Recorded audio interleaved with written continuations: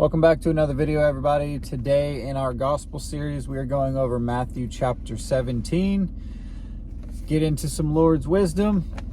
If there's anything to do first before we start our day, it's to do this. So let's get into it. Jesus transfigured on the mount. Now 6 days after Jesus took Peter, James, and John, his brother, he led them up on a high mountain by themselves, and he was transfigured before them. His face shone like the sun, and his clothes became as white as the light. And behold, Moses and Elijah appeared to them, talking with him. Then Peter answered and said to Jesus, "Lord, it is good for us to be here. If you wish, let us make there 3 tabernacles, one for you, one for Moses, and one for Elijah." While he was still speaking, behold, a bright cloud overshadowed them, and suddenly a voice came out of the cloud saying, "This is my beloved Son, in whom I am well pleased. Hear him." And when the disciples heard it, they fell on their faces and were greatly afraid. But Jesus came and touched them and said, "Arise and do not be afraid." When they had lifted up their eyes, they saw no one but Jesus only. Now as they came down from the mountain, Jesus commanded them, saying, "Tell the vision to no one until the Son of Man is risen from the dead." And his disciples asked him, saying, "Why then do the scribes say that Elijah must come first?" Jesus answered and said to them, "Indeed, Elijah is coming first and will restore all things. But I say to you that Elijah has come already, and they did not know him, but did to him whatever they wished. Likewise, the Son of Man is also about to suffer at their hands." Then the disciples understood that, and he spoke to them to John the Baptist. "A boy is healed."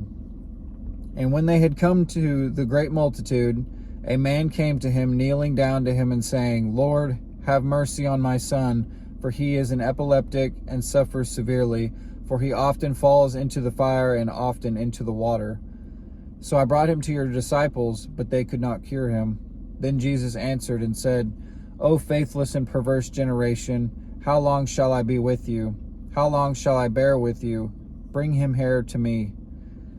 And Jesus rebuked the demon, and it came out of him, and the child was cured from that very hour. Then the disciples came to Jesus privately and said, "Why could we not cast it out?"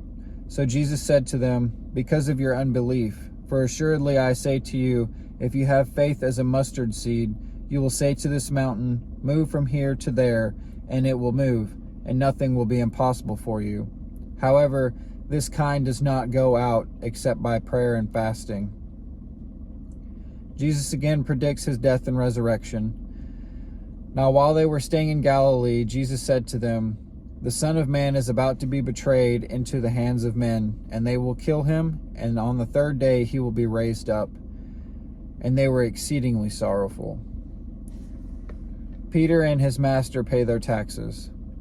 When they had come to Capernaum, those who received the temple tax came to Peter and said, "Does your teacher not pay the temple tax?" He said, "Yes." And when he had come into the house, Jesus anticipated him, saying, "What do you think, Simon? From whom do the kings of the earth take customs or taxes? From their sons or from strangers?" Peter said to him, "From strangers." Jesus said to him, "Then the sons are free. Nevertheless, lest we offend them, go to the sea, cast in a hook, and take the fish that comes up first. And when you have opened its mouth, you will find a piece of money. Take that and give it to them for me and you." Now, I think the big takeaway from this message today is to continue doing the will of the Father.